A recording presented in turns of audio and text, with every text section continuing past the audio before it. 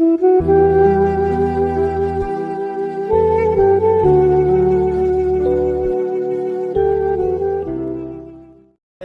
و بخشاینده مهربان. امروز صحبت ما درباره حقوق پدر و مادر بر فرزند. یکی از نعمت‌های بزرگ خداوند برای انسان این هستی فرزند است. عزیزان من، پیغمبر بزرگوار محمد صلی الله علیه و سلم در حدیث مبارک مرحمت میکنند: نعیم الله علی العباد کثیرتون اجودهن نجابت الاولاد.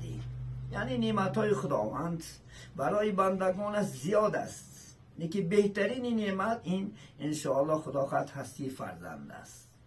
اگر انشاءالله تمام بایگری دنیا را در یک طرف گذاریم و انشاءالله فرزند در یک طرف گذاریم، البته برابر شدن نمیتونه، چون که در دنیا انشاءالله فرزند چی از بهترین انشاءالله نعمت الهی بسی انشاءالله خداوند بندگان است. برای همین پدر و مادر در این دنیا خدا خواهد از وجودی فرزند بسیار خرسند میشود، شاد میشود، زیرا سبب انشاءالله خدا خواهد بودن فرزند در آینده شرف، نسب و نسل آنها انشاءالله باقی میماند. شاعر میگوید هیچ نعمت بهتر از فرزند نیست، جز به جان فرزند را پیوند نیست. حاصل از فرزند گردد کامی مرد، زنده از فرزند ماند نامی مرد. بسم الله الرحمن الرحیم.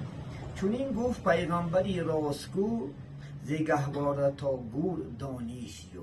عزیزان من، یکی دیگر انشاءالله حقهای یعنی پدر و مادر بالای فرزند، این انشاءالله تعلیم دادن انشاءالله فرزند است و به علم مشغول کردن و از ننگ و جهالت، از ضلالت انشاءالله به واسطه علم یعنی رهاندن فرزند ها هست، که علم رستگاری دنیا انشاءالله و آخرت است. خدای حق سبحانه و تعالی در سوره زمر آیت 9 برای ما شما انشاءالله خدا بیان میکنند: استعیذ بالله قل هل یستوی الذین یعلمون والذین لا یعلمون. خدا میگوید که بگو ای محمد صلی الله علیه و سلم، آیا برابر شده میتوانند آنانی که میدانند و آنانی که نمیدانند؟ هیچگاه برابر شده نمیتوانند، چون که امروز اکثر انشاءالله خدا جامعه را انشاءالله یعنی در ضلالت و رهگمی موندنش این به واسطه انشاءالله به علمی است، چون که علم انشاءالله انسان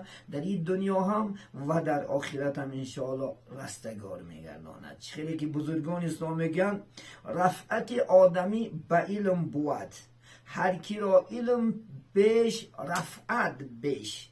قیمت آدمی به دانش اوست، سازد افزون به علم و قیمت خویش. یعنی که انسان انشاءالله قیمتش قدرش به واسطه انشاءالله علم و دانش بلند می شود. امروز تمام انشاءالله خدا خواهد فرزندان ما و شما برای انشاءالله خدا خواهد انشاءالله دانشکده داغ شدن و در نزد انشاءالله امتحانات قرار دارند. فرزندان دعا کردیم که پروردگارا همین فرزندهای ما را در وقت امتحانات انشاءالله خدا خواهد یک استعداد خوب پیدا نما و با دانشکده ها چی دنیایی باشد چی دینی باشد الله خود داخل بگردان و انشاءالله در آینده که از عالمان و قاری‌ها و متخصصان خوب شده خدمت وطن و خدمت الله کردن شده، الله حق سبحانه و تعالی اله مناسب بگرداند. السلام علیکم و رحمت الله و برکاته.